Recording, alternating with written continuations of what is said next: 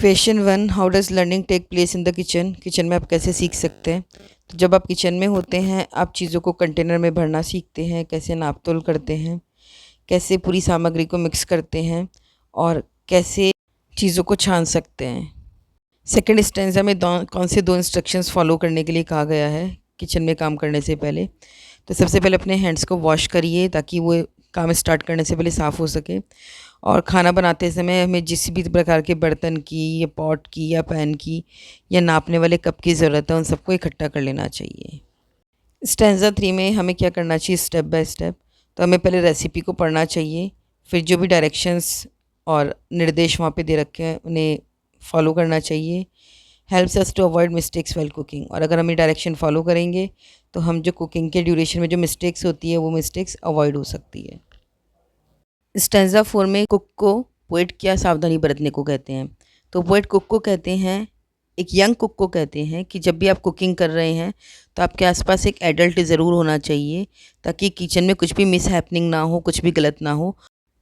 Besides cooking there is another chore that is equally important, what is it. Cooking के अलावा और भी दूसरा काम है जो बिल्कुल इक्वली इम्पॉर्टेंट है, वो क्या है। तो पोएट से कहते हैं कि जो जॉब है कुकिंग के बराबर इम्पॉर्टेंट है वो है कि जब हमारी कुकिंग पूरी हो जाए तो उसके बाद क्लीनिंग भी करनी चाहिए। एक कुक को कैसे पता पड़ेगा कि जो उसके एफर्ट्स हैं वो पेड ऑफ है, मीन्स वर्थ वाइल है। मीन्स जब खाना टेस्टी बनता है तो हम और खाना खाने की डिमांड करते हैं। तो उसी तरह से जो खाना खा रहा है अगर वो और खाने की डिमांड करे तो फिर यानी कि आपका कुकिंग सक्सेसफुल है। What is the poem it's a fun to cook about. जो पोम है it's a fun to cook about वो किस बारे में है। तो ये पोएम हमें बताती है कि कैसे कुक करना सीखें और जो कुकिंग से रिलेटेड जो भी स्टेप्स हैं उनको भी सीखना सिखाती है। और फिर सब काम होने के बाद किचन को कैसे क्लीन करते हैं ये भी बताती है। राइमिंग स्कीम क्या होता है, जैसे the people along the sand. तो सैंड एक डिफरेंट प्रोनाउंसिएशन है तो ए होगा। वे जब लास्ट जो वर्ड आ रहा है इसका प्रोनाउंसिएशन सैंड से मैच नहीं हो रहा तो वे बी होगा। थर्ड लाइन में लैंड सबसे एंड में आ रहा है तो सैंड और लैंड का प्रोनाउंसिएशन साउंड सेम आ रहा है तो दोनों को ए मार्क करेंगे। वे और डे का राइमिंग स्कीम मैच खा रहा है तो दोनों बी इंडिकेट हो गए।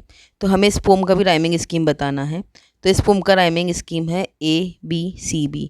जब मैं पोम का एक्सप्लेनेशन डालूंगी तो वहाँ पे आपको और अच्छे से एक्सप्लेन कर दूंगी।